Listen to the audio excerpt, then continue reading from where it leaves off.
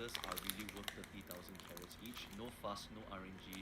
Here is the guaranteed card that you are looking for, or the guaranteed UMA that you are looking for, right? So next, we are going to talk about how many selectors you are going to actually be getting. If you are a paid player, you're getting 2 extra selectors, one UMA selector and one support card selector.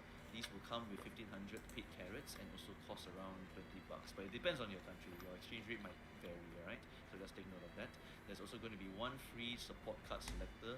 That is going to be, I believe, in the ticket form. It's going to be the first anniversary ticket, which allows you to go and select anything before the first anniversary, right? So if you are an F2P who doesn't want to spend a single dime on this game, you will only get one, but if you do pay, you will be able to get 2 extra selectors for UMA and also for one per card, right? So the general rule of thumb for the selectors is that you always pull first before you use the selectors. What do I mean by this? Let's take an example of this period of time where you have the fine motion banner, right? You just spent 400 pulls on the banner and you got 300 LB fine motion. Now you want to ask, hey, do you want to use the selector to MLB the fine motion? But this answer is actually not so easy, right? Wow, I should get MLB right now? Actually, no. You actually might even want to save this selector for another banner in the future, right? There's another support card banner, example, Narita Top Road, right? Or if you don't want Narita Top Road, also Esmaru can do that, right? These will give out some free pulls for Narita Top Road, and what happens is that, do you want to use your selector just for fine motion to get to MLB? No, you wait first, because Narita Top Road has free pulls. So if you are aiming for MLB fine motion and you are looking at the selector real hard, you should wait first, because when you pull Narita Top Road banner, a random off-rate fine motion can just appear, right? And if a random off-rate fine motion appears there and you already dumped the selector, you are going to feel the worst feeling ever, right? So don't use it first. If you are planning to pull any upcoming banners for support cards first, then you should pull those first. Notably, it will be the Narita Top Road free pulls, but this will apply for the future also when it comes close to anniversary times, right? So just take note of all of this, alright? Pull first, see what the RNG is going to give you, and if you are thinking about using your gems first or just full dumping all your selectors, make sure you consider using the gems first, because you can also just randomly get really lucky, right? So this is just really all up to you. Pulling first is just a generally good thing to do first, then you use the selector, right? Do not use the selector first, because that is the all-in option. No chance of any RNG giving you the best feeling in the world. It's only just fixed, hey, here is the 3 LB that you got for, right? After that, we have the card selector, right? We'll talk a little bit more thoroughly here with the card selector. You always prioritize cards that have meta relevance throughout the scenario that you are currently playing, right? The big 3 are just the ones that last the longest. Okay, the Sun Black is like a good old reliable car, right? Can always bring you to the place that you want to. There may be other stuff.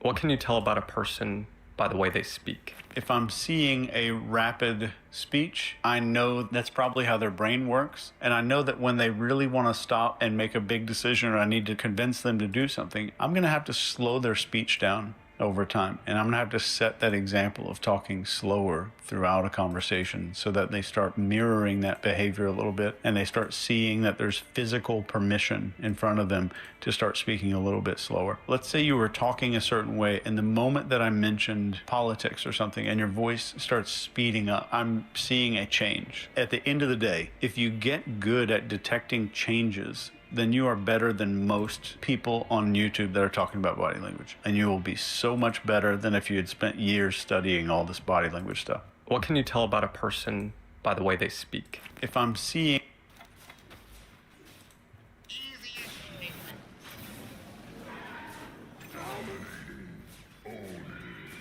No, he got an abandoned.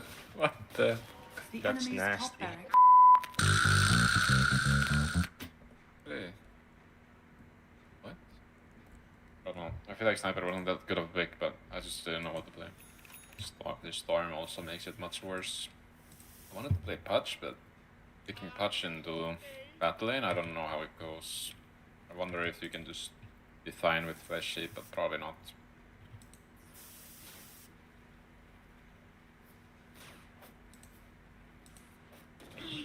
What the fuck? They're horny, bro. For you. Bro. They're horny, bro. For you. Bro.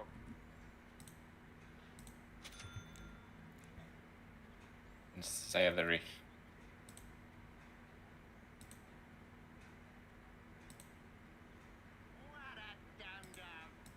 Two centuries.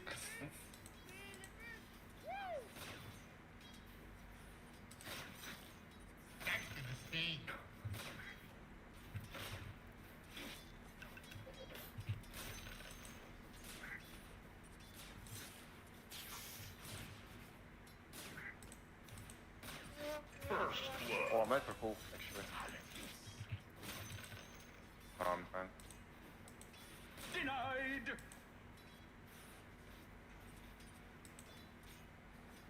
Dyer's courier has been killed. Run, boss! Trying to. I blocked big with this one. Is it good, right?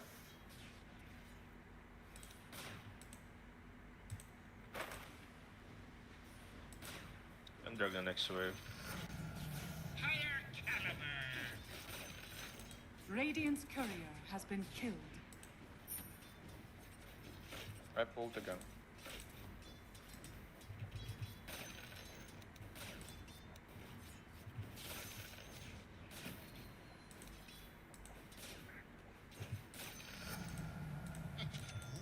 More powder in my shot. Your YouTube thumbnail can be the difference between 100 views and 1 million. Mr. Beast doesn't guess thumbnails.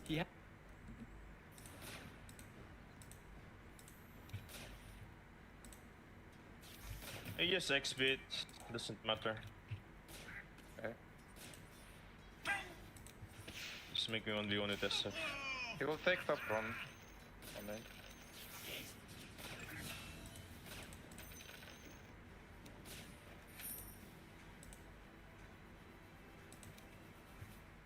I got the wave here.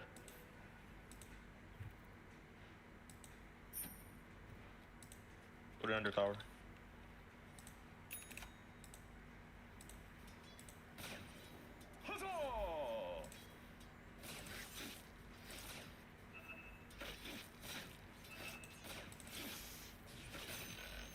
I'm under a I just broke. One more headset. Go drag again. One more headset. Oh, lucky there. I think I got like 2 or 3 headsets in a row.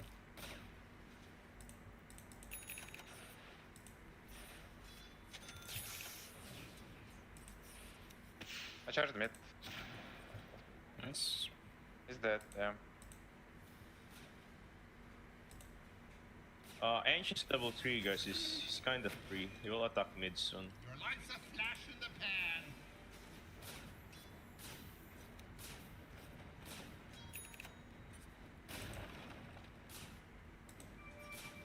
I'm watching. Ange running mid. Oh, my bad. Actually? Mark for them. Check it out. No. Dyer's structures are fortified.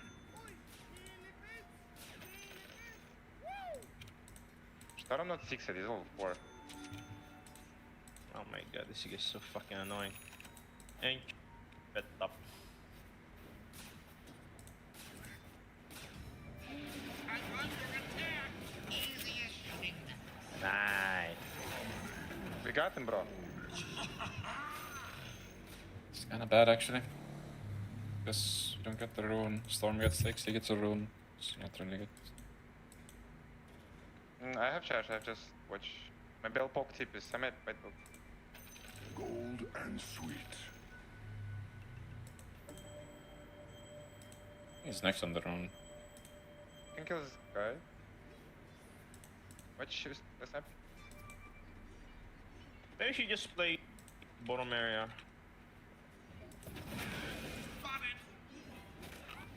I have TP, I can connect to you guys.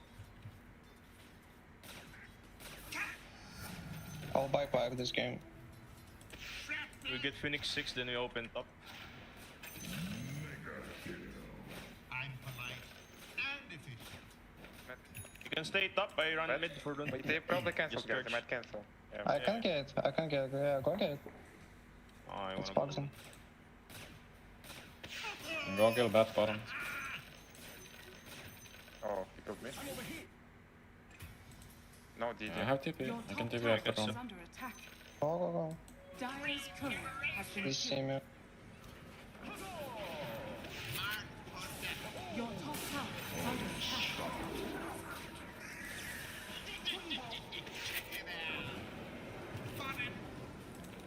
Your top tower is under attack. Body shot.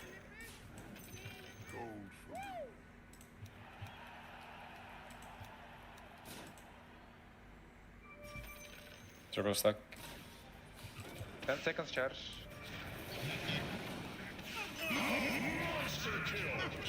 Two seconds. Can you farm it? Farm it. Can't really do it without deck. I'm tipping. I guess Go, charge. Oh. I got pushed, блять. They're behind you? mid. X, I'm watching. You can buy it. I have pipe. I charged this No guy. ways to kill. I have sentry.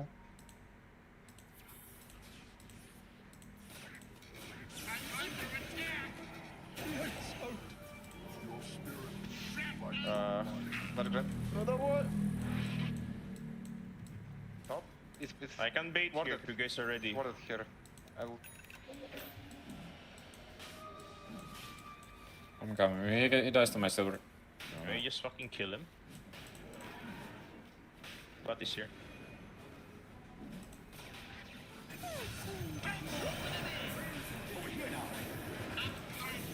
Roshan has fallen to the ring. Now it's bounce on me. We got, Bounce here. I guess, mid-rush. 2 seconds charge. Maybe it's bad. We're chilling, guys. Go full chill. Give me bottom wave. Die so fast if Phoenix is not near.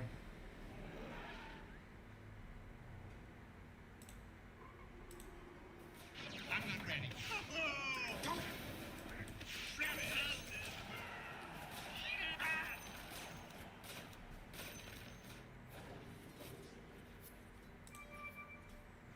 Charge. I'm watching. I'm not ready. It's my kill probably. That's up here. No force, no pike, nothing on the SFP. He's crit.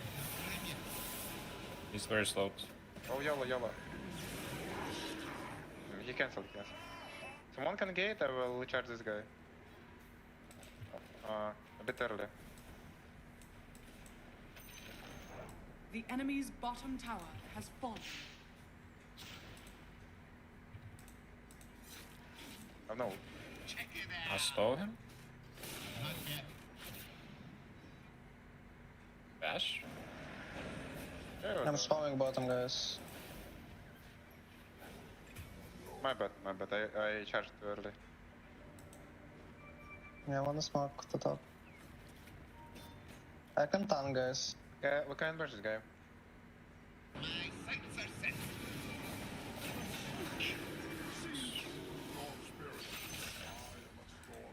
He just me on north side, Phoenix top.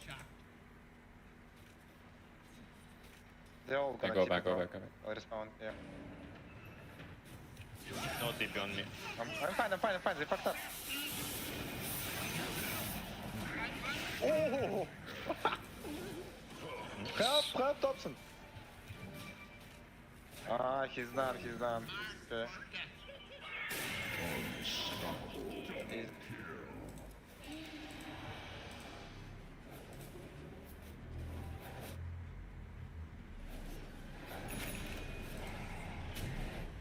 I probably should have. I don't know if they wanna be here, honest. No charge, guys, on me. For a while. I can't hit. And no mana. I don't know for a second. 5. Don't force, guys, don't force. It's without me. I'll take wisdom as well. Someone bought all clarities. I saw him.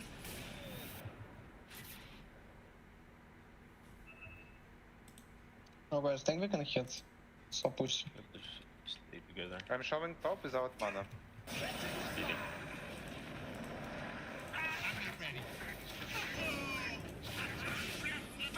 Oh.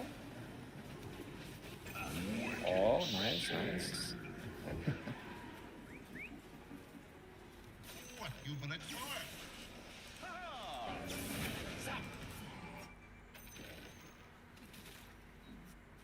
Guys, it's 1v1. It's a real man fight. Your odds? What are the odds? I'll just follow him. Look. Yeah, trolling.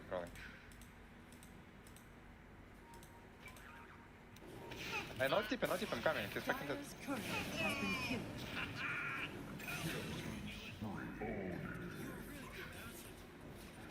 Go for that.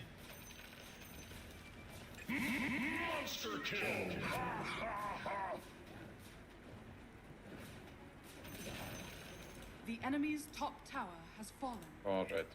Maybe we can end. I don't know. I always feel bad in this scenario when the game's just like clearly fucking over, but then if you go high ground, they still just Anyone? Ah, never mind. still wanna fight. Try until the end. Dire's structures are fortified. The game is boring because if we just play normal, we can't lose.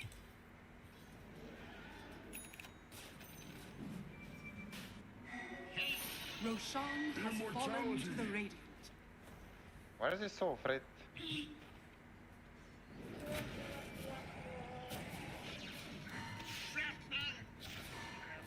Top should I die for you?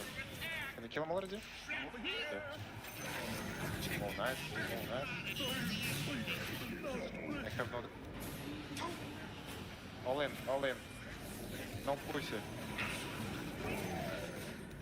Easy. No? Spotted. Mark for death. Spotted.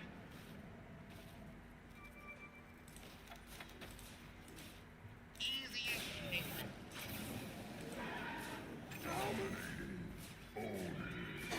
No, he got an abandon. What the? The enemy's top barracks has fallen. The That's enemy's nasty. top barracks has fallen. Oh. Oh no. Savory.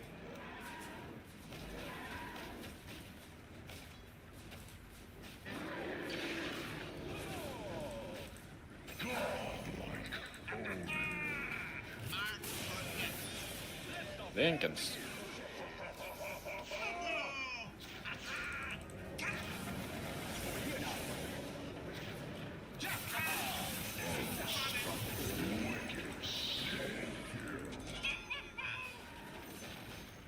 The enemy's middle tower has fallen.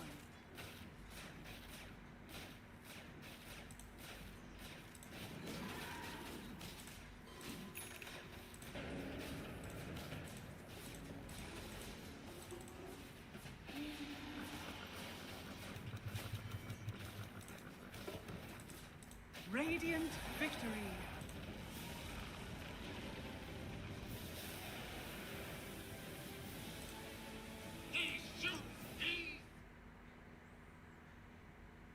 Let me get a punch. Let me just get a punch. Play with the wrong guy, put with it.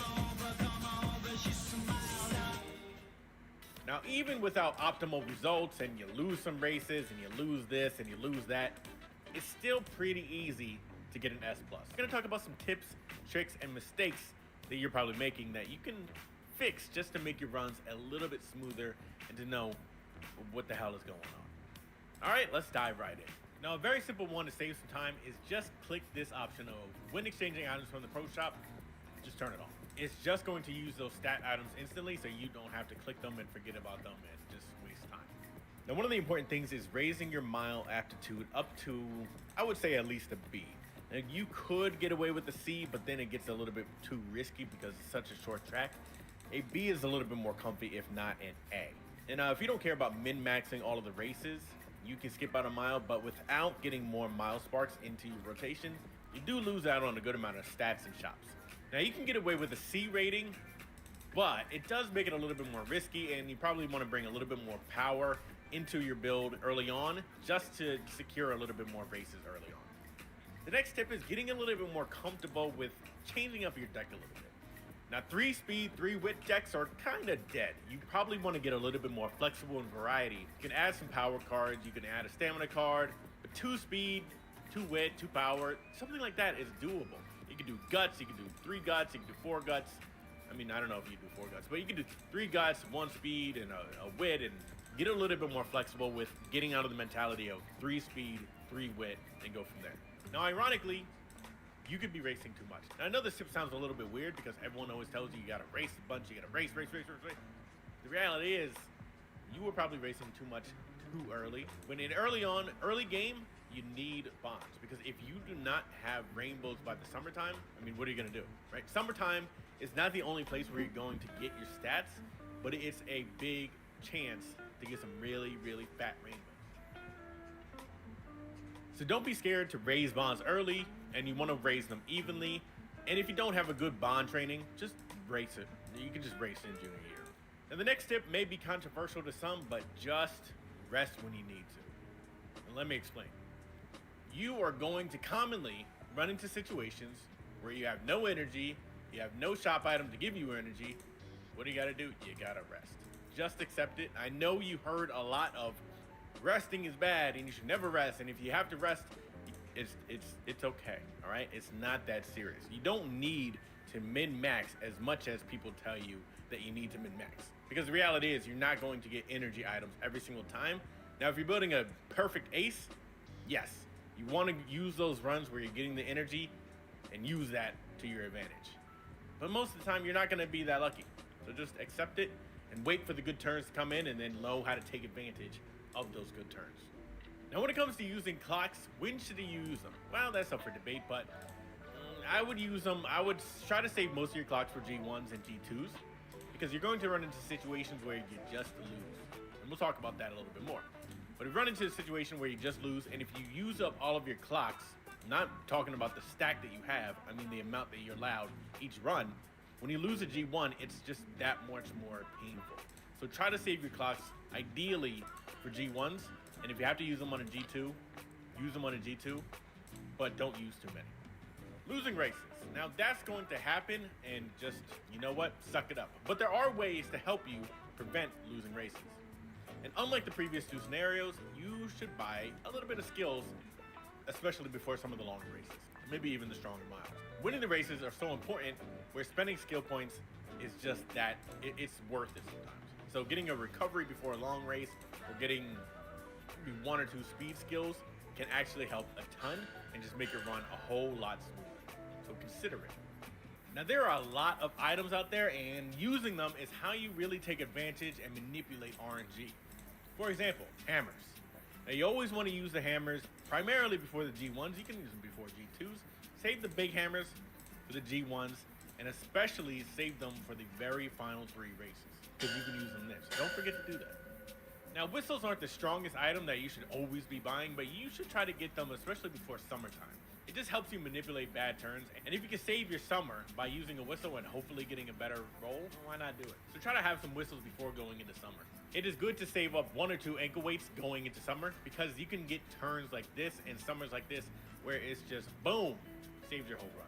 I mainly try not to have more than 2, maybe even like 1 ankle weight, just because it gets very expensive to buy them and you can buy other items in that meantime. But having maybe up to 2 is a good option as long as you have the energy to use them. Which also leads into stocking up on megaphones. Now, stocking up on the megaphones that last 2 or 3 turns are pretty much ideal. 4-turn megaphones are, I mean, they're a little less usage, and you're not really going to get that. You know, it's hard to get that many turns of training. So the 2 and the 3 are very good. So you want to stock up on them when you get a chance to buy them.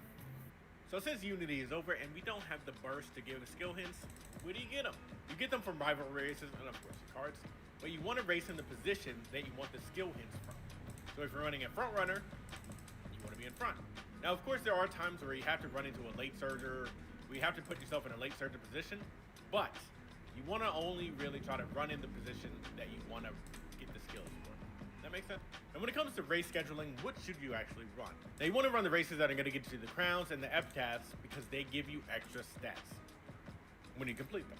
And when it comes to the epitaphs, these are basically achievements that they give you based off of a bunch of different stuff. You can look them up on Game Torah, but these are a few examples of what the extra random stats that you would get if you complete these races, which does show the importance of being able to run the variety of races, such as miles or maybe even dirt. Now within that, secret events are out. So don't try to get any secret event skills such as runaway or head on for something, because those events are gone. Now ultimately, if you feel like RNG is kicking your ass, it's just because you don't know how to take advantage of RNG's ass yet. And what I mean by that is you need to learn how to manipulate the items and the shops and the racing to be able to take advantage of the good turns. For example, you're going to run into situations where you have very little energy. Maybe you have something that you want to do. You have an energy item. Should you use the energy item? I can't tell you that. But you can decide on, hey, as long as you have more than 0 energy, if you have 1 energy, you can race. So racing is only going to take away 20 energy. So if you have 1 energy, that is taking advantage of RNG. Where, okay, I don't have an item that's going to replace my energy, but I can race and I'm essentially getting free stats because otherwise I would have to rest. And the good thing about racing is you have the chance to get new items in the shop and potentially more energy. Now at the end of years, like junior year or classic year or senior year, if you race on one of these races, such as Hopeful Stakes or the Rima, then you will not be punished with a bad mood or a skin outbreak or anything along those lines. So you could race 3-4 races up until that point and you know that you will not get punished for this. So it's always good to take advantage of those races, and you can even stack up a few races before then and just hope RNG is on your side before then, and you can run and not get punished by running that race.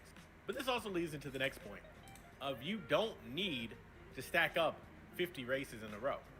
No one is forcing you to run that many races. Now I know it's been exaggerated about, hey, you're going to run a lot of races and blah, blah, blah. You don't have to run that many races. You want to run maybe like 30, which sounds like a lot, but it's actually not that much, because there's going to be a lot of dead turns. There's going to be a lot of items you want to buy. So just race when you get the chance, and mainly run the G1 races, and you'll be all right. But in the end, just don't try to min-max as much as possible unless you want to be that hardcore. You don't need to. Just try to have fun. I'll make another full video guide on like each turn, and you can always watch everyone else's that is better than me. But I'll see you out there, man. Or woman.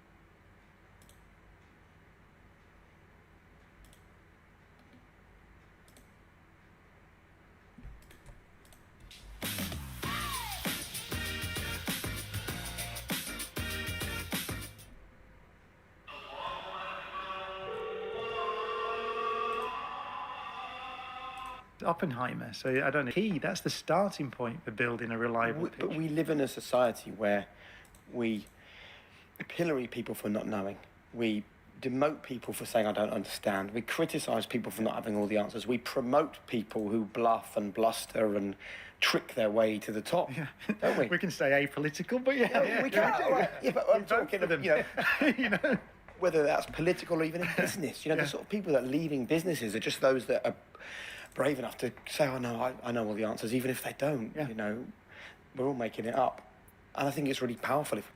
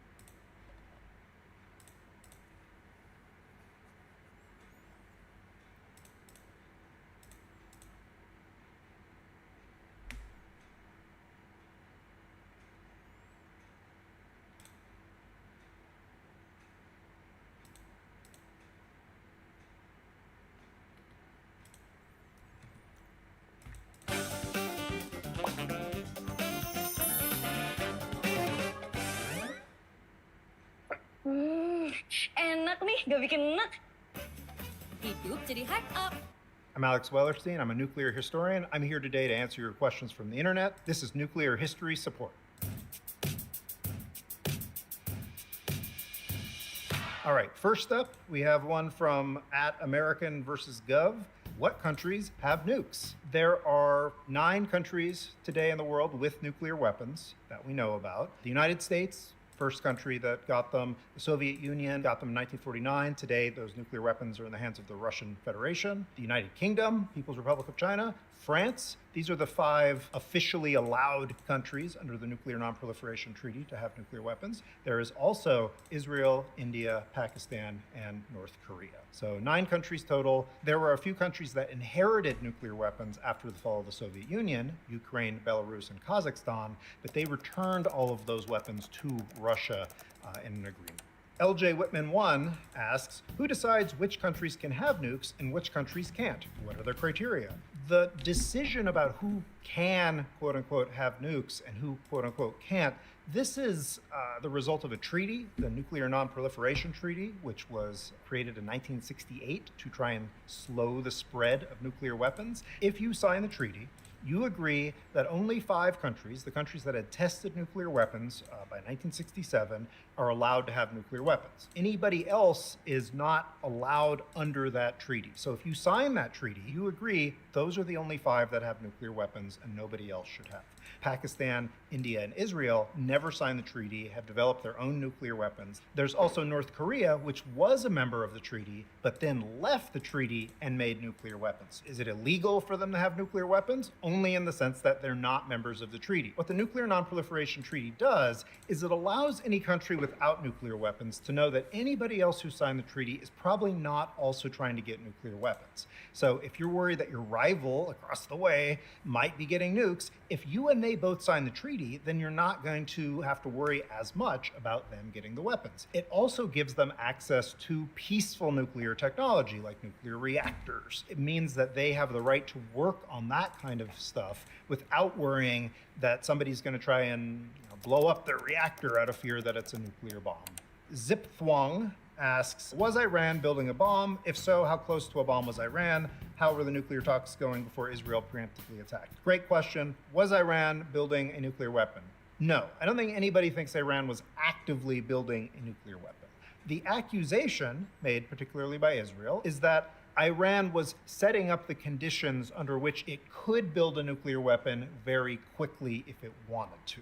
Iran did have a nuclear weapons program before 2003, and the Iran deal was them essentially saying, we're going to close down and disable all the little things we were doing that were bad, and we won't do them anymore. Once the United States left the Iran deal, Iran has been creeping up beyond the limits of the deal. You know, depending on what your stance is, you either think that's because they are trying to get ready to make a bomb, or because they're trying to compel the United States to come back to the negotiation table as a way of saying, look, if you leave this deal, which we did, we can do this now, and if you want us to stop, come back to the deal.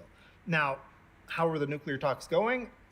I don't think that great. I don't think it's clear exactly what Iran wants, per se. They're sort of leaving the door open for different options, which would make a lot of sense given the recent history that they've had with the United States and with Israel. But they were not, racing to make a bomb. Hail Here a Kitten asks, WTF is a nuclear football? It's basically a suitcase. What the nuclear football is meant to do is allow the President of the United States to order a nuclear strike, even if they are not in the White House or the Pentagon. If the president is visiting some other country or some other city, they have basically a very burly, usually military person carrying a very heavy suitcase around. And in that suitcase, there are information about nuclear war plans. There are some communication tools, probably, to allow the president to easily link up with top generals and advisors, and whatever is needed to authenticate the president's nuclear war order if the president decides to make that. Sophie Kekelson asks, once in a while, I think about how many nukes the US has lost. How, TF, do you lose a nuke? Find them now. There are a number of quote-unquote lost nuclear weapons. And what that really means is there is a nuclear weapon that was on, say, an airplane or a submarine, and that airplane either crashed or the submarine sunk, and the weapon is now in the environment in the world. These kinds of accidents were not super uncommon during the Cold War. The United States had a program in the 1950s and 1960s to basically have airplanes with nuclear weapons flying in the air 24 hours a day, 7 days a week, so that if nuclear war started, they could have some kind of guarantee that they'd have a plane ready to retaliate no matter what. Same thing with submarines. They still go around with nuclear weapons on them all the time. If you have thousands of airplanes flying tens of thousands of flight hours, you're going to have an accident every once in a while. Some of these accidents have resulted in the weapon either itself falling out of the plane, or in the case of a submarine, just going down to the bottom of the ocean. Any kind of mishap you can imagine, a lot of them have happened. In most cases, of course, the United States is very interested in recovering those weapons, both because it's not a good look to have lost nuclear weapons, but also they contain the fuel you might need to make more nuclear weapons, and you don't want that falling in the wrong hands. And so the US always tried to recover these things, but sometimes the warhead sunk so deep underground that after weeks of trying to dig it out, they couldn't get it, or it's at the bottom of the ocean and they couldn't find it. They're lost in the sense that the US can't recover them, not that they don't know more or less where they are, and they're lost in the sense that the US couldn't recover them and thinks nobody else could either, and decided to sort of cut their losses. And maybe they put a monument that says don't dig here, but they concluded that if the army couldn't dig this thing up, nobody else could either. Matilda Mother 67 asks, why did the United States bomb Hiroshima and Nagasaki instead of some military headquarters or other places where civilians weren't?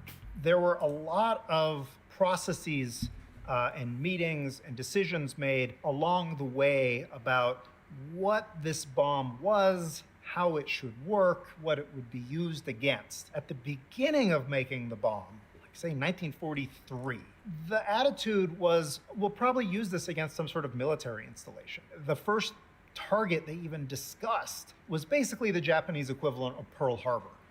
It's called Truk. And sure, there would be some civilians there, but it's not dropping it in the middle of a city. By 1945, 2 years later, Truk was not an issue militarily anymore. They had cut it off. It was not a target. And two, the United States had gotten in the habit of targeting cities. In the early part of 1945, the United States began firebombing Japanese cities with napalm. They burnt Tokyo. They burnt Osaka. They ended up burning 67 Japanese cities by dropping basically flaming gasoline on them. The other issue is that the bomb they ended up with was one that would work best if you detonated it pretty high in the air. If you detonate it high in the air, you spread the blast damage out wider, but your blast damage is also less intense. So if your target is some built-up bunker, you're not going to destroy it by blowing up the bomb in the air. If your target is a house, you don't need as much blast pressure to destroy it. So they had a bomb that they ended up with through technical decisions along the way that would be most impressive if you used it on a city. And they had many discussions about what kind of target, what's the goal of this weapon. The goal of the weapon was essentially psychological. They wanted to cause the Japanese people to say, we cannot tolerate this, we cannot win, let's surrender. One of the people involved in the discussion said that the goal was to have the Japanese basically capitulate to the power of the universe. Oh, you don't want to surrender to the United States or the Soviet Union? Well, what if we use the power of the sun to destroy you? To me, the really interesting thing is that Hiroshima was not their first choice at all for a target. The first choice that the military had was Kyoto, former capital of Japan. It was taken off the list by the Secretary of War, Henry Stimson, because he thought that the city was too civilian in nature, was a cultural heritage site. Hiroshima got then bumped up to first place because it had some military bases and manufacturing in it. It had not yet been bombed. Its geography was such that it was sort of like a bowl-shaped city surrounded by hills, and that meant it would kind of intensify the effect of the weapon. So from the point of view of the United States military and the scientists who consulted from them, it was a perfectly good target. Nagasaki was only added to the target list after Kyoto was taken off of it because they wanted a backup target. The actual target for the second bombing run was a different city, Kokura. Kokura had a major arsenal in the center of it that produced weapons for the Japanese and was surrounded by workers' houses. So by their criteria, this was a great target. When they got to Kokura, though, they found that it was covered by smoke or clouds or haze. It's not clear exactly what, but they could not see it to exactly target the bomb on it. So they went to the backup target, which was Nagasaki, which was nearby. Matthew S. Waite asks, I can't help but think gun control debates mirror that of nuclear weapons proliferation. Does every country having nukes make us all safer? This is a classic question. Is the world safer if there are only a couple countries with nuclear weapons? Or would it be safer if all the countries had nuclear weapons? If there were a lot of countries with nuclear weapons, presumably they would be very hesitant to go to war with one another because the consequences would be terrible. On the other hand, if you think that the chances of either accidental nuclear war or people thinking nuclear war was winnable or terrorism, if you think the chances of those are relatively high, then more nuclear weapons in the world is a much more dangerous world because that's a world in which nuclear war is more likely to occur. It's not clear what the answer is here. Generally speaking, I'm more swayed by the arguments that it is a little bit dangerous to have lots of countries with nuclear weapons in the world. I know that's a really hot take, but I don't trust the systems or governments of these countries to be sort of perfect with regard to they're not starting a nuclear war.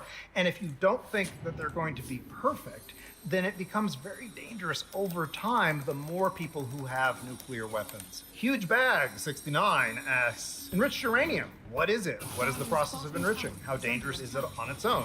So uranium, we went out and got a rock of uranium. Uranium we would find would have two types of uranium inside of it. One of them would be called uranium-238. There would be 99% of that in any uranium we pull out. And less than 1% of it, it's like 0.7%, would be uranium-235.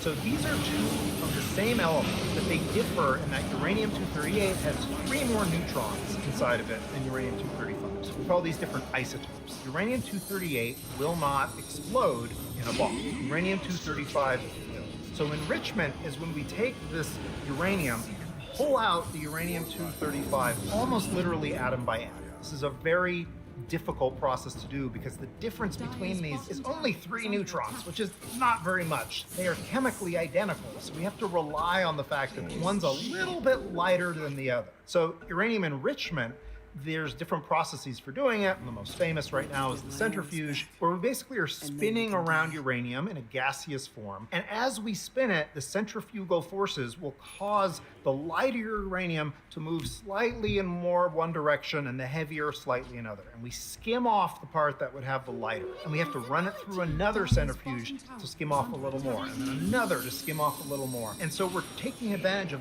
little tiny statistical differences in how heavy they are. And we do this for thousands of centrifuges, and you will eventually end up with more and more uranium-235. When we want uranium for fuel in a nuclear power plant, we tend to enrich it up to about 3% uranium-235. When we want it for a bomb, we want it to be much higher than that. The bomb dropped on Hiroshima was about 80% uranium-235. In the United States now, the standard amount in a weapon, if we use enriched uranium, is around 93%.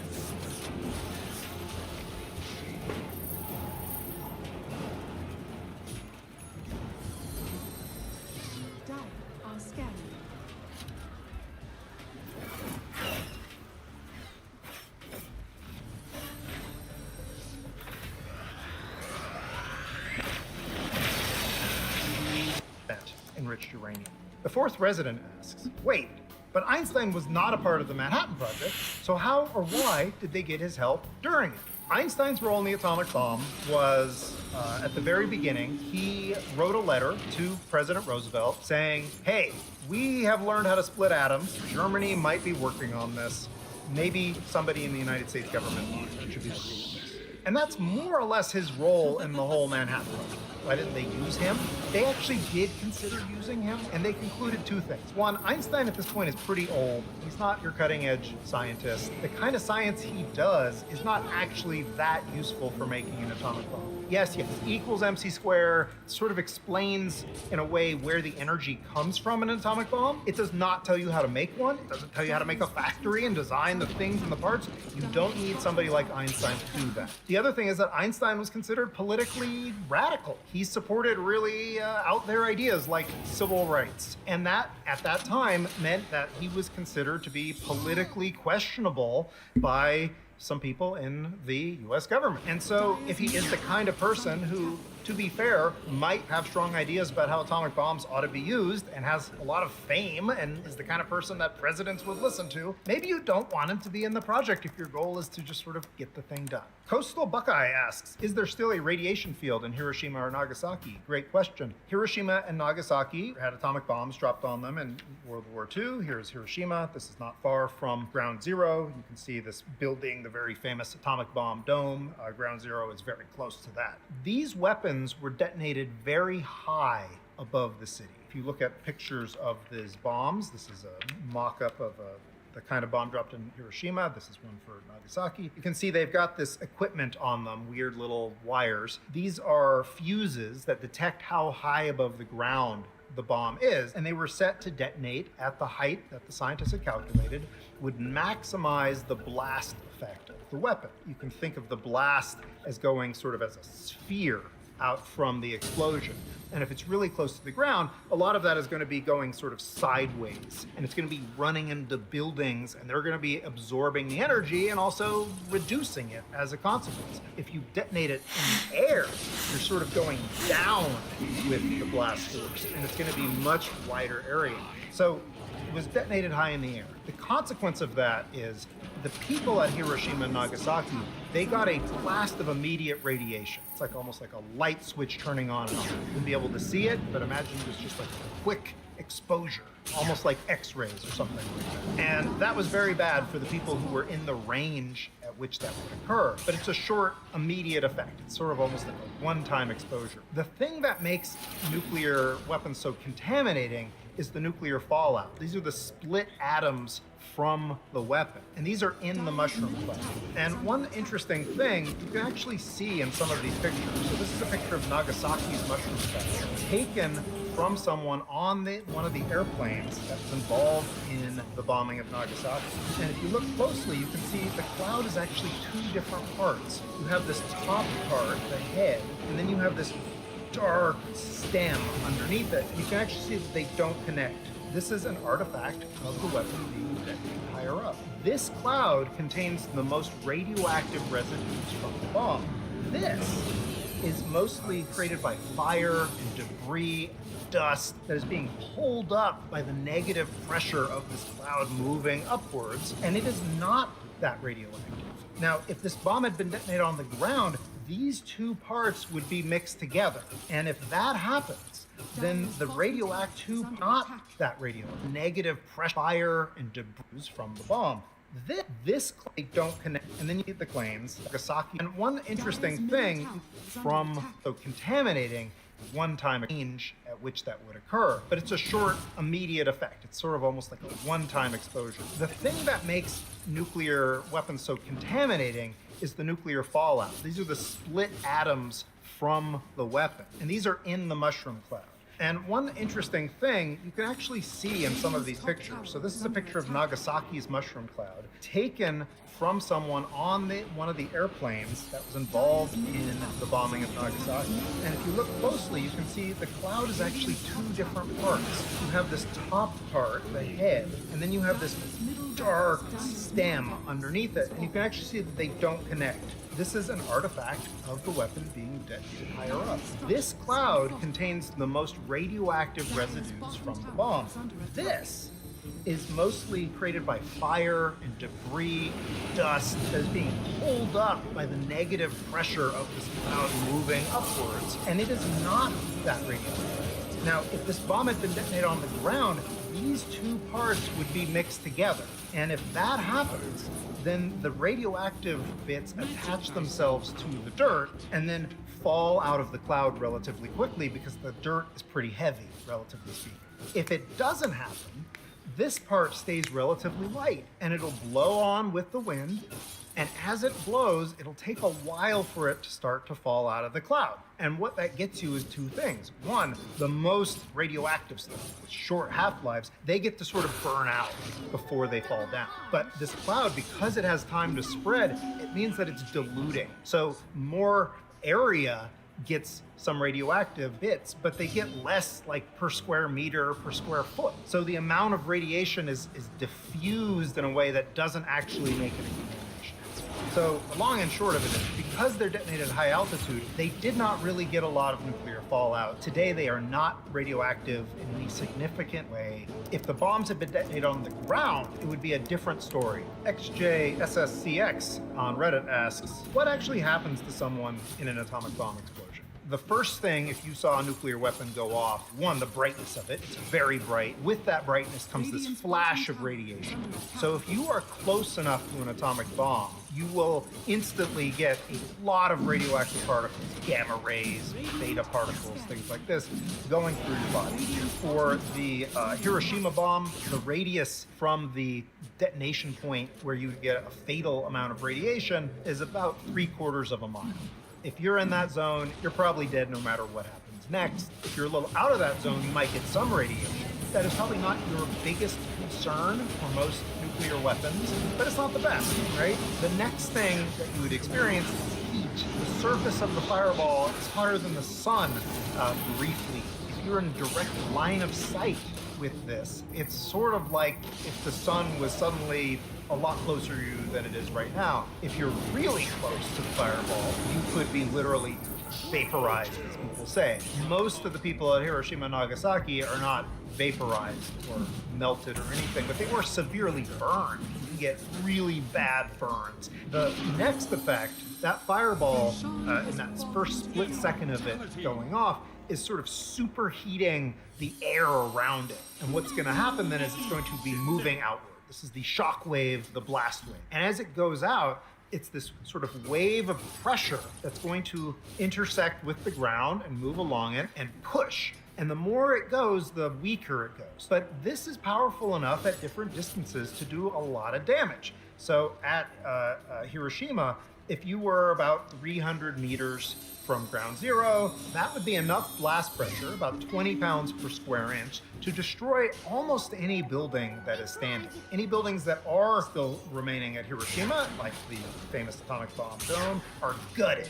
Like nobody's doing well who was inside this building. They're all dead. If you go out a little further, if you were about 1.7 kilometers from ground zero at Hiroshima, that's the radius at which there's enough to definitely destroy light structures, so houses, things like that. You go out further to maybe about 2.8 miles, and now the blast wave is weak enough that the most it's doing is sort of breaking windows. That's still not great. If you're standing at a window as this thing comes to you, it's gonna break all the glass and push it into you, and now you've been injured by a window. So depending on where you are, there's different effects that can happen. Strandford asks on Reddit, for how long do I stay in a fallout shelter after a nuclear war? The amount of time you need to stay in there depends on how radioactive the fallout is. Now, a lot of people think of fallout shelters like the game or on how radioactive the fallout is. Now, a lot of people think of fallout shelters like the game or show Fallout, and they think we're gonna stay in there for 100 years or something like that. That is not what they are built to do. They are built to basically accommodate people to maybe stay in there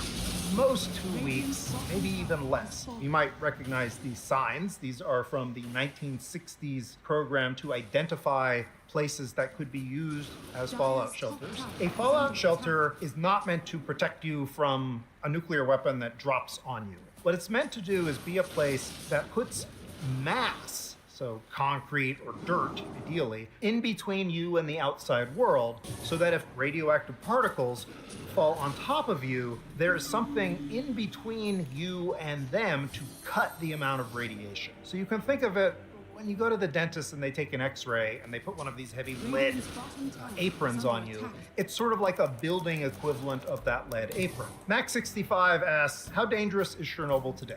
There are people who visit Chernobyl, or did before the Ukraine-Russia war. There are people who work at Chernobyl still today, and they have means of checking how much radiation they pick up. There are tools called dosimeters. This is one from the Cold War. It basically tracks how much radiation you get. This one works by looking through it at a light, and a little wire moves as it absorbs radiation. And the workers on these kinds of places are making sure that the amount of radiation they pick up is within what we consider to be the safe amounts. You probably wouldn't want to live in Chernobyl, though. There are some people who have been living there, people who used to live there that eventually went back. And they've said, you know what, I just want to live in my own home. I don't care if it's contaminated. Are they at risk? Well, a little, but if they're 70 years old and living in Chernobyl increases their cancer risk by, say, 5%, they're probably going to die of something else anyway, because it takes a long time for those kinds of cancers to develop. If we talk about what if 10,000 people lived there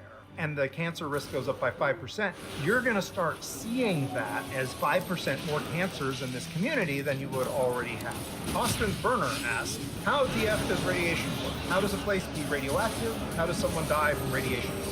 You can think of it as little particles, basically what the word radiation means. Little things spitting out. And there's lots of different kinds of radiation. The kind that people are usually talking about is called ionizing radiation, and that means radiation of types and energies that are capable of knocking electrons off of other atoms and molecules. The problem is that if you're made out of cells, especially if you have DNA, ionizing things, that changes their chemistry. And if you were a rock, who would care? But if you're a biological system, that means you're like shooting little bullets into cells, which can kill them, which is fine, you have a lot of cells, or it can, in some rare cases, change the DNA in a way that turns it into a cancerous cell. Radiation poisoning is when you get so much radiation that the number of cells you're killing becomes actually significant. So radioactive contamination is when a place has radioactive stuff that is sending out the radiation. So I have a Geiger counter here. A Geiger counter is a tool for detecting radioactivity. So what it has in it is a sensor that can tell when a radioactive particle has gone across it. And whenever it does this, you're hearing this little click happening. Why does it click? Because we hooked it to a speaker and we want to be able to hear it.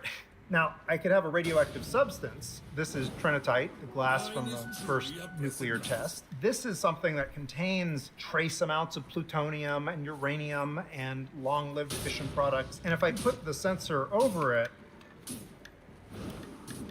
you can hear that the clicking increases by a bit. The air right above this radioactive material is getting about twice as much radioactivity as the normal air around here. That's not that much. If this was something actually dangerous, it would be getting a lot more, 100 times more. But this is the sort of tool that lets you measure when these radioactive particles are being emitted from this radioactive substance. Glittering Weakness 88 on Reddit asks, what is the theoretical upper power limit of a nuke we can produce currently? If you wanted to, you can make essentially an unlimited power nuclear weapon. A thermonuclear weapon basically works by having one nuclear weapon act as sort of the detonator for another nuclear weapon. And if you wanted to, you could make that weapon be the detonator for another nuclear weapon, and that detonator for another nuclear weapon. The largest nuclear weapon ever made was the Soviet Tsar Bomba. It was tested in 1961 as a 50 megaton sized weapon, so 50 million tons of TNT, and that was at half its power. It was deliberately scaled back by half to prevent contamination. By comparison, the Hiroshima bomb is 15,000 tons of TNT. So this is a weapon thousands of times more powerful than the first atomic bombs. The United States could have done that. They actually looked into doing that kind of thing in the Cold War and decided not to. So the largest weapon that I know of that was ever taken seriously by weapon scientists in the United States was called the Sundial. It was never built. They didn't get that far in researching it, but it was a weapon that was 10,000 megatons of TNT.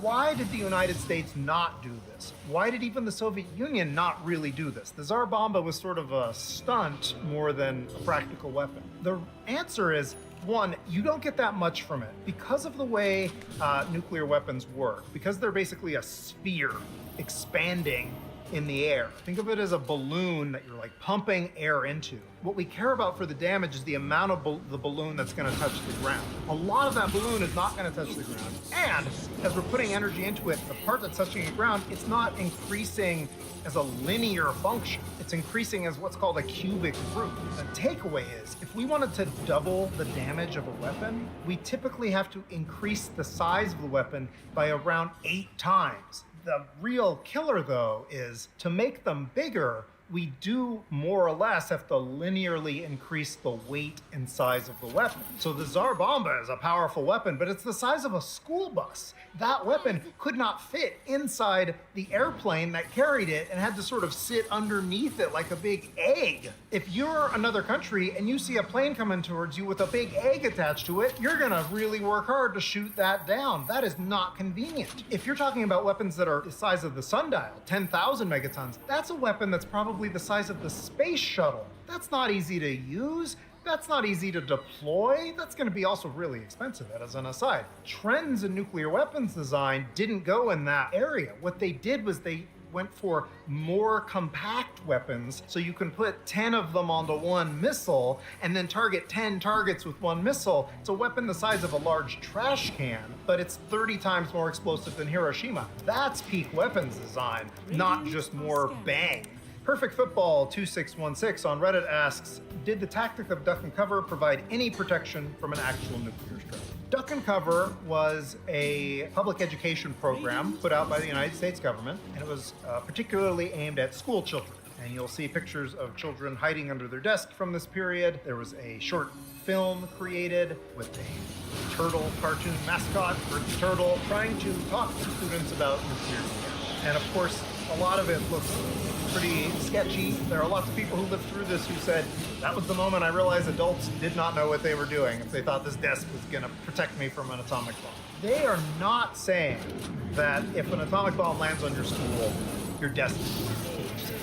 What they are doing with this policy is saying, There's gonna be an area where the bomb goes off where you just have no help. I'm sorry. They don't say this in the movie because it's aimed at children. They don't even say this things aimed at adults because the United States government has a very hard time admitting that people are gonna die in large numbers if nuclear weapons go off, even though it is self-evidently true. There's also a zone much further out where you're far enough away that you'll say, what was that? Oh my gosh, what's going on? You are not going to be affected by the weapon, right? You're gonna learn from the news. So in between is a pretty small zone where you have a chance of surviving if you do the right thing. Duck and cover is for that zone, and it's for an area where the blast pressure is going to be enough. Dire's middle tower is under attack. Dire's structures are fortified. Radiant structures are fortified. Dire's middle tower is under attack. Dire's middle tower has fallen.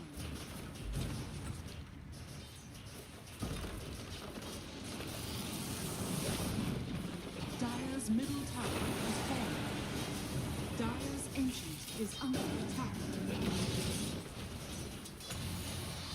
Radiant victory. You're doing very well. I'm very proud of you.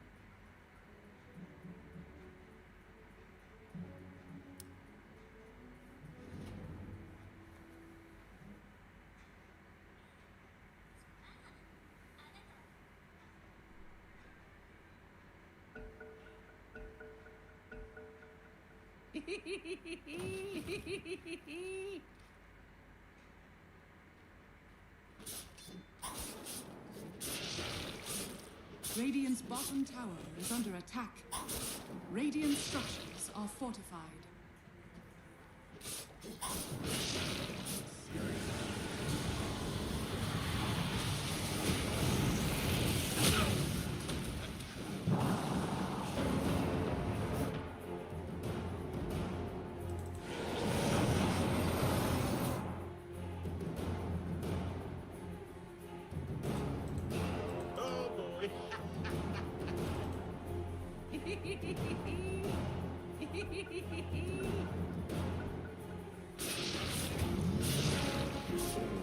Radiant's bottom tower is under attack.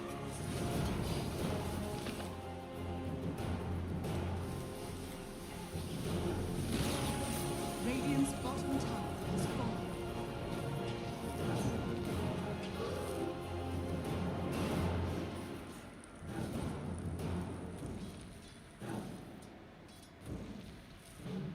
Oh boy. Radiant's bottom tower is under attack. Dire's top tower is under attack. Radiant's bottom tower is falling.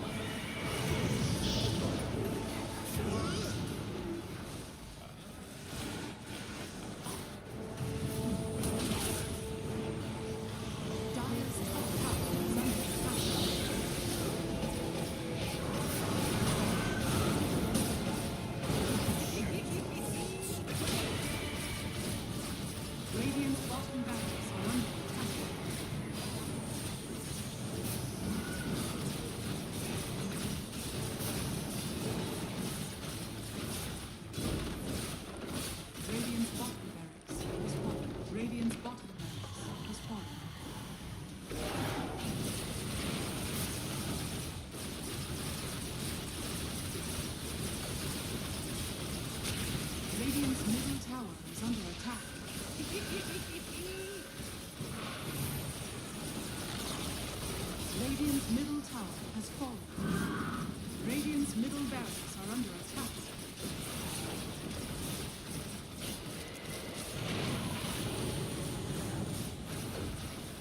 Radiant's middle barracks is fallen. Radiant's middle barracks has fallen.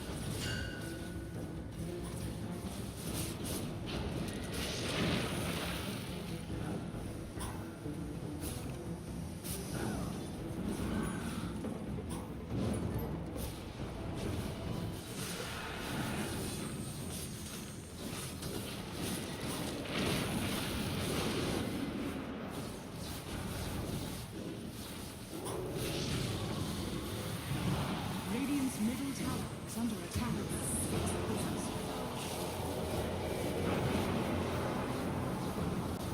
Oh boy. Radiant's middle tower is under attack. Radiant's middle tower has fallen.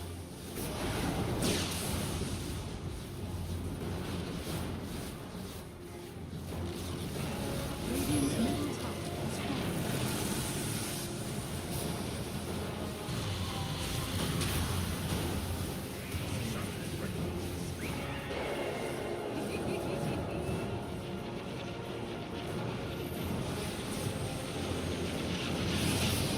Radiant structures are fortified.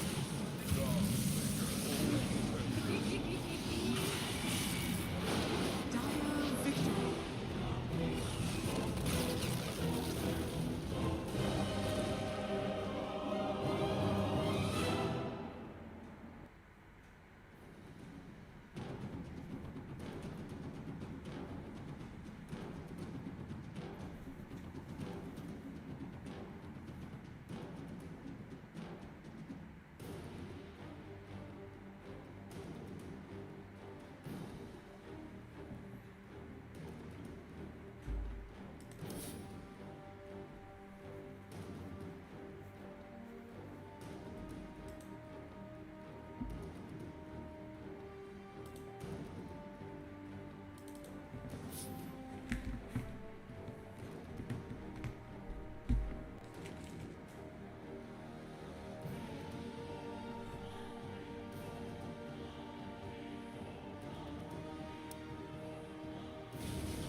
Radiant's top tower is under attack.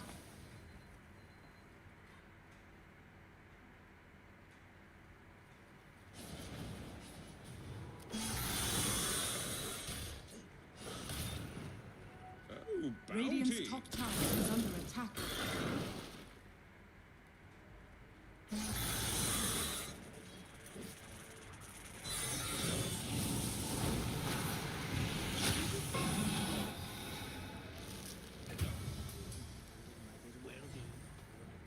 Radiant's top tower is under attack.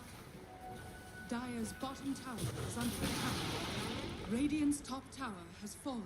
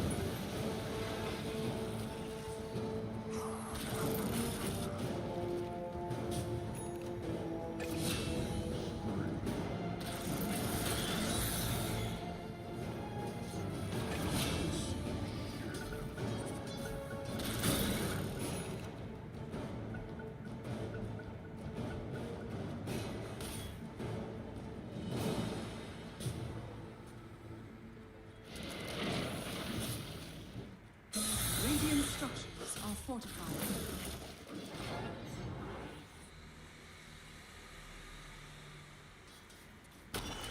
Dire's middle tower is under attack. Dire's structures are fortified.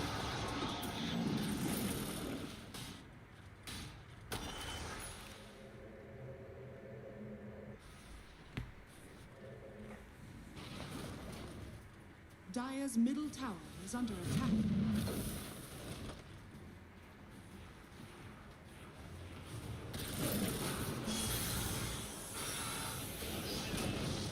Dire's middle tower has fallen.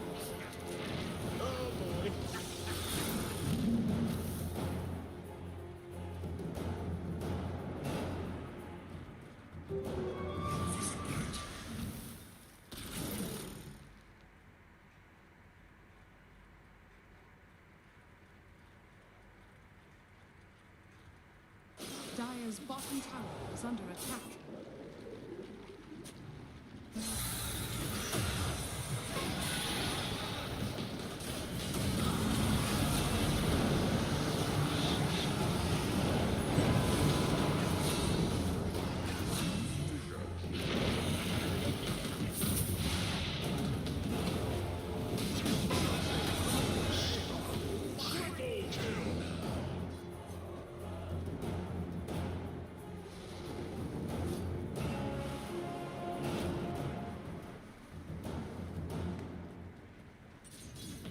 Dire's bottom tower is under attack.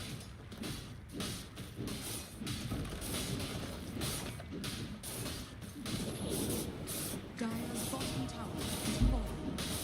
Dire's bottom barracks are under attack.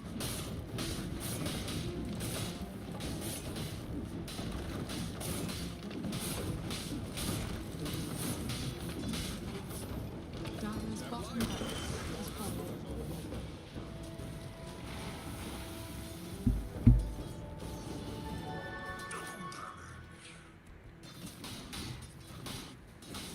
Dire's structures are falling.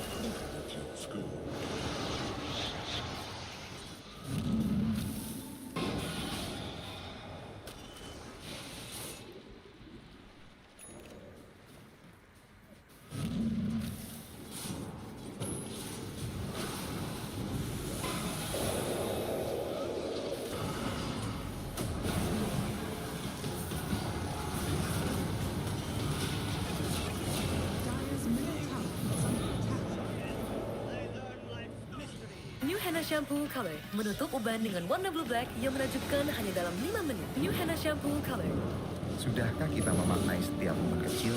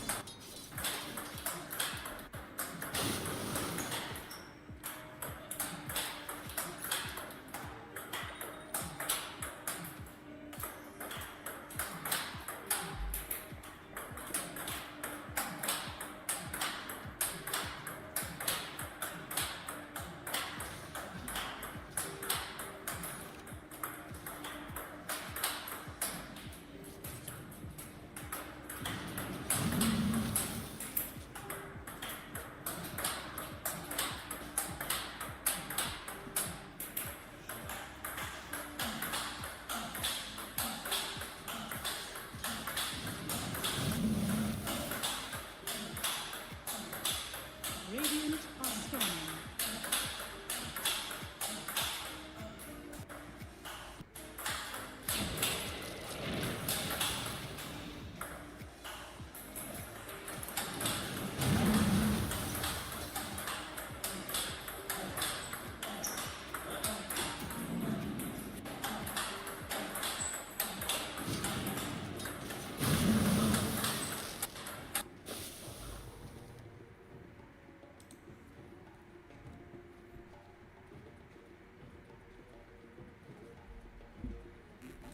What's going on, guys? It's Dan and Tom here from Table Tennis Daily, and today we're going to take a look at the Dignix 09C versus Hurricane 3. Yeah, that's right. We've had a lot of comments recently asking us to compare these two rubbers, so we're going to have a look at the similarities and differences between the two. Let's get into it.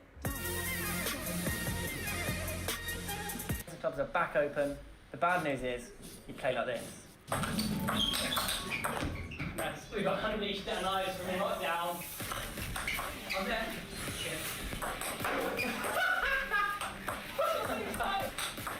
Oh my god.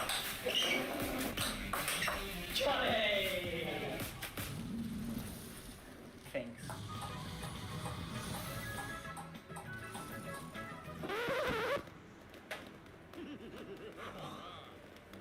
So you all asked for it, Dignix 09C versus Hurricane Free. Can this 20-euro rubber, which is the most popular rubber in China right now, the Hurricane Free, can it match up to Butterfly's Dignix 09C, which is 80 euro? So a 4 times price increase, but what's the difference? Now guys, we did stick 2 layers of booster on the Hurricane Free, don't tell the ITTF. We had to really to speed it up. Most Hurricane Free users are doing that, and you know, out of the packet it's just far too slow and just in comparison to the 09C. So doing what most Hurricane users do, we put the booster on it to give it a fair test. Let's get into the review. Throughout we focus on 3 main things: speed, spin and control, and how they differ between these 2 rubbers. Also, we've got a new blind test where we compare the rubbers, both being black, so we're not too sure which one we're using, 09C on one side and the Hurricane Free on the other. It's quite a cool experiment, so stick around for that. Let's get into the review.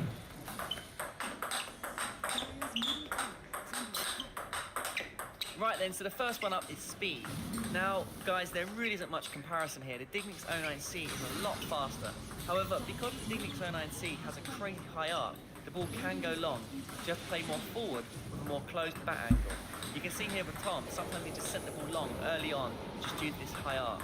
Even with the boost, with the Hurricane Free, which we're using here, it just doesn't have the same amount of speed and penetration in your shots, especially when open up with backspin.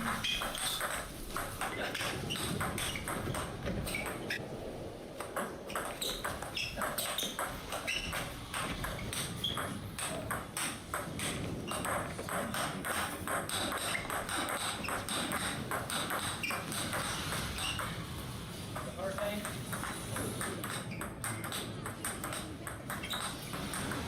Yeah, so I have to work a lot harder to get the speed of the Hurricane.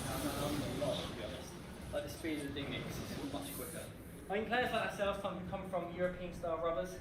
If you go to Hurricane, it's a big difference. But with Dignix, I feel like it's closer due to the pace of it. So guys, in our first test, the 09C outbeats the Hurricane Free in terms of speed. Next up then is spin. So as we all know, Hurricane Free is one of the spinniest rubbers ever made. It really is amazing how much spin you can generate with this rubber. It's pretty much a benchmark rubber in terms of spin. You notice this spin especially when playing shots away from the table when the ball really bites into the top sheet. Here's a little comparison of me and Tom comparing the spin directly between the 09C and Hurricane Free. Okay. Radiant's middle tower is under attack. Radiant structures Pretty are similar, really. fortified. No, only both heavy spin. Mix again. And one more with the Hurricane. Very similar to me, to be honest. There's no like outstanding big difference. And one more with the Hurricane. Radiant's bottom tower is under attack. Very similar to me, to be honest. There's very similar amounts of spin, and to be honest, for me it's the pace that I like with the 09C. I agree. I think you can get the same amount of spin probably with the Hurricane. You are getting tons of spin, but it's going to be maybe the 5th ball or the next ball where you want to attack where you'll have a big advantage with the 09C. So if you're looking at just purely spin on open ups, then you're pretty even really, I would say.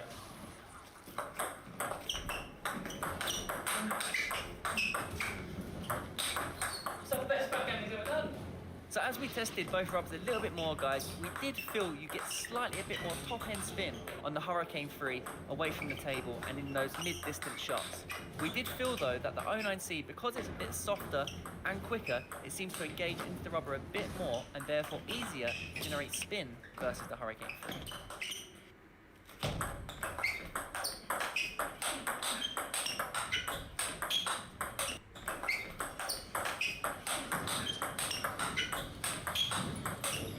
Now both of these rubbers have bundles of control, which goes without saying really.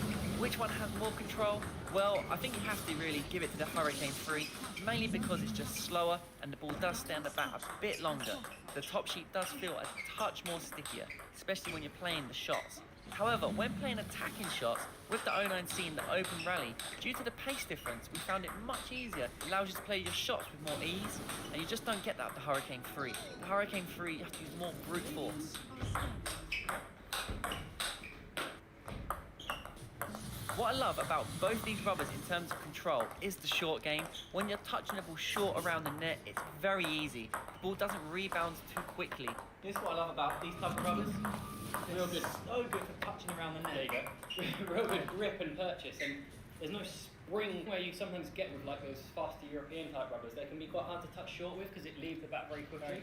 And this you're getting a lot more dwell time. Both the Hurricane and the 09C are fantastic in this area of like short play and keeping it controlled. Okay, so we're going to do a quick blind test.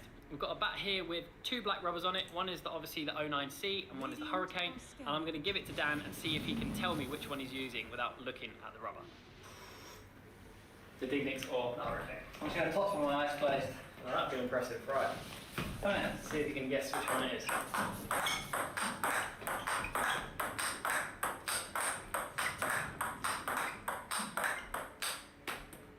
What do you think that is? I think that's 09C. I had it at quite a good pace all the time. This one. This is the Hurricane.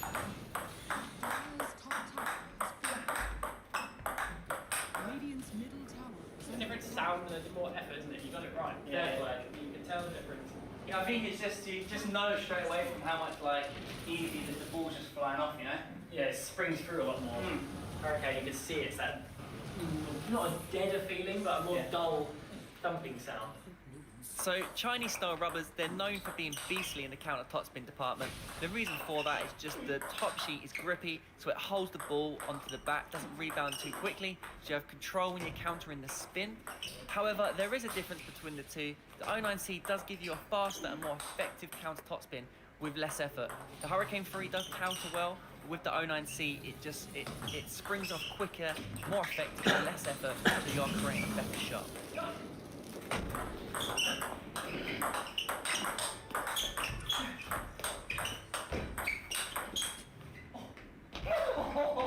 That went on. That was close. So there we go, guys. Dignix 09C and Blade. We have the stats here. They're not much. Just off the rubber paint, and then we go to the back of the rubber, which is probably a 10 energy or a more tensor-based rubber. Has a our counter indicator of where the rubber sits, which sort of style it's typing tons of. I've not really seen before. Hi, I'm Alex. My name is Sergey. We talk about table tennis. We are Table Tennis 11.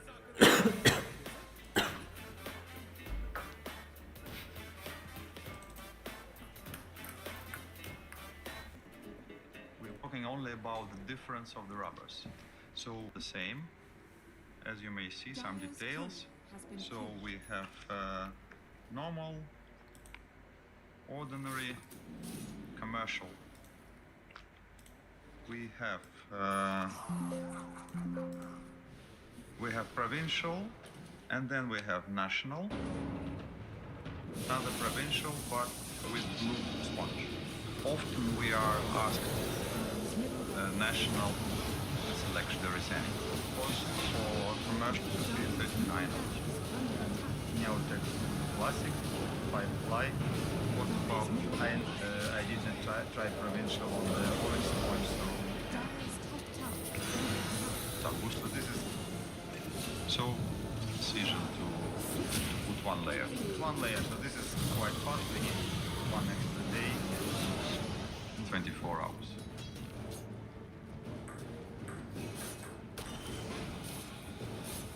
Dire's middle tower is under attack.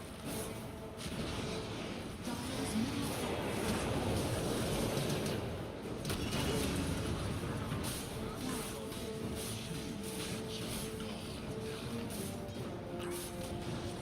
Dire's middle tower has fallen.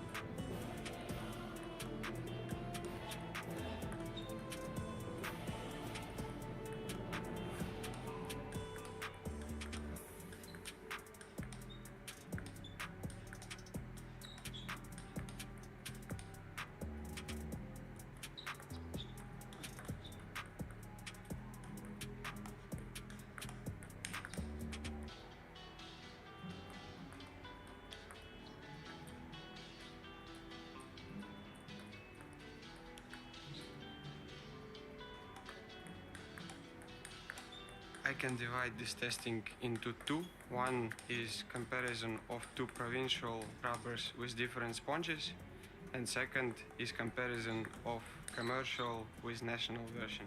For the provincial version with orange sponge, it seemed to me little stiffer and slower. So with this rubber it was easier to make slow spinny topspins.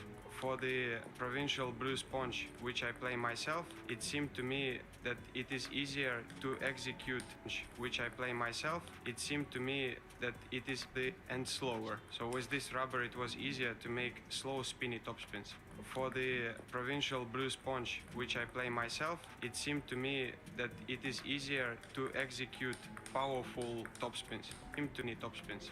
For the provincial blue sponge, which I play myself, it seemed to me that it is easier to execute powerful topspins. The difference between commercial and national version was very small. I don't think I can differ those two in blind testing.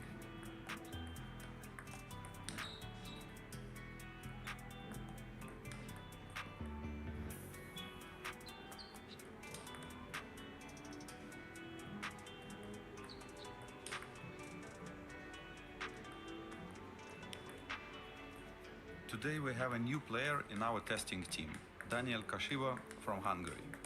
Daniel is a former Hungarian national team player, multiple prize winner of national championships, and three-time Hungarian national champion.